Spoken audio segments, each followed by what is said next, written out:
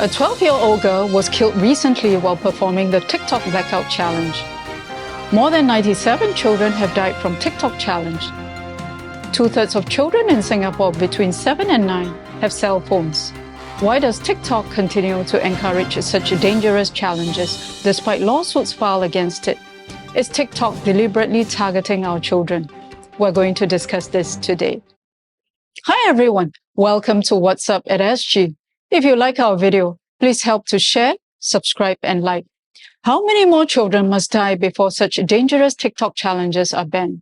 The latest casualty of TikTok Blackout Challenge is a 12-year-old girl called Milagros Soto from Argentina who died on January the 13th, according to 7 News.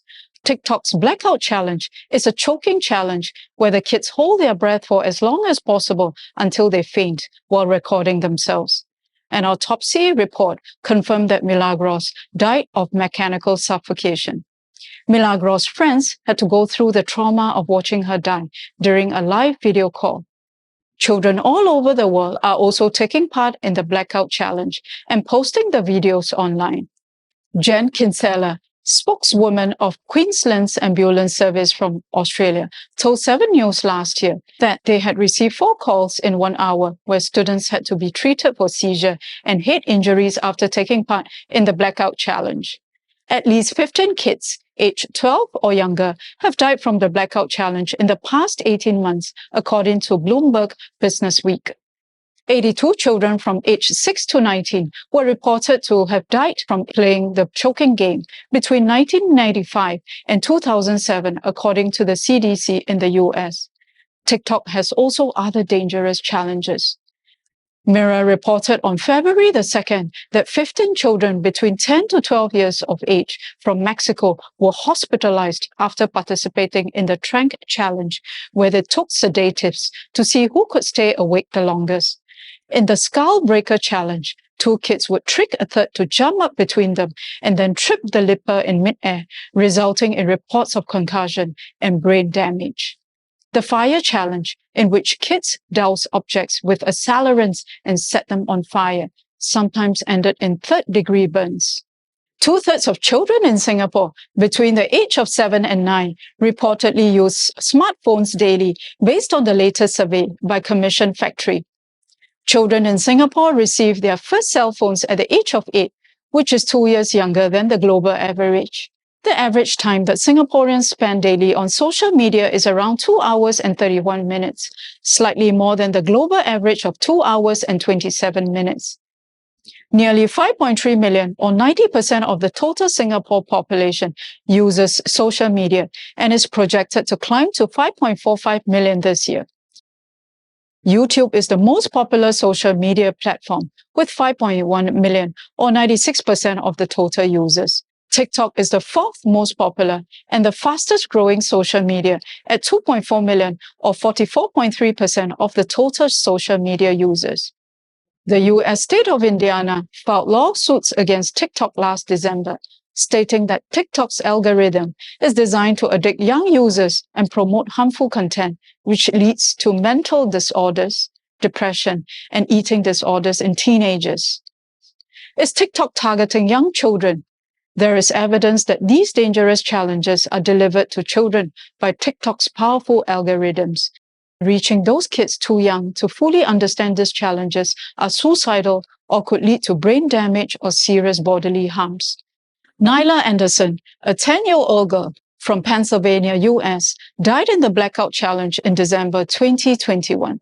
Nyla's mother testified in a wrongful death suit against TikTok in the federal court in Pennsylvania that showed TikTok had sent her daughter a video that encouraged her to suspend herself with a bag hooked on a coat hanger until she blacked out.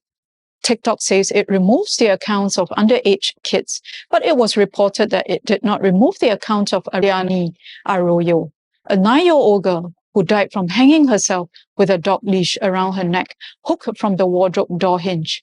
Her profile photo on the account shows a young 9-year-old child.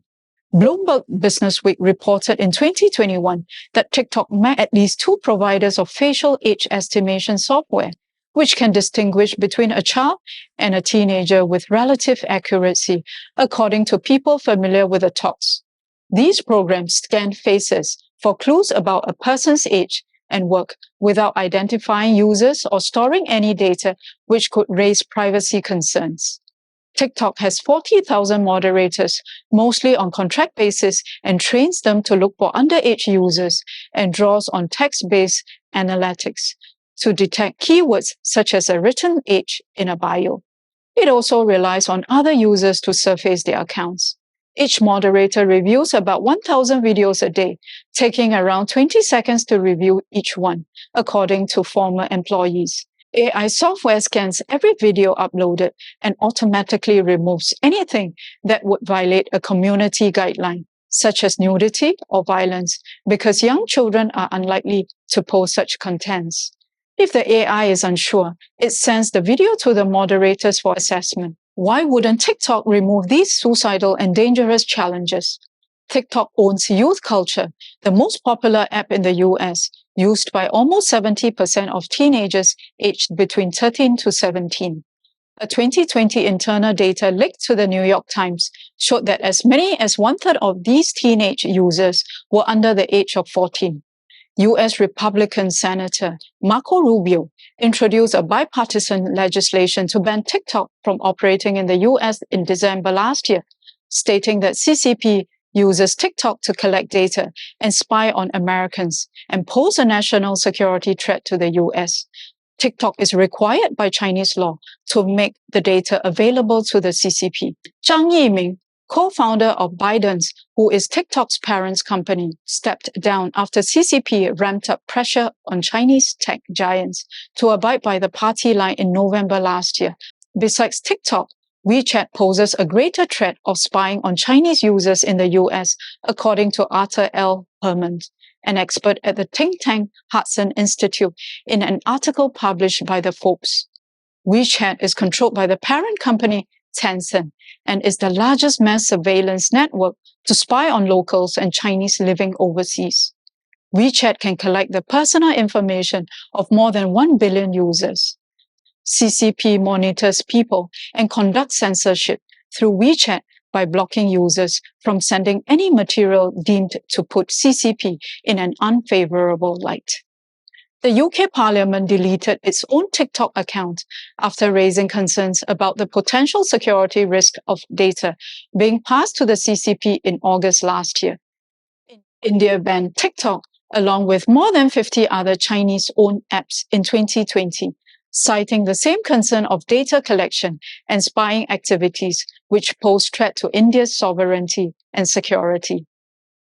Well, that's all, my friends. Are we all living in dangerous times with TikTok deliberately targeting kids to perform suicidal and dangerous challenges?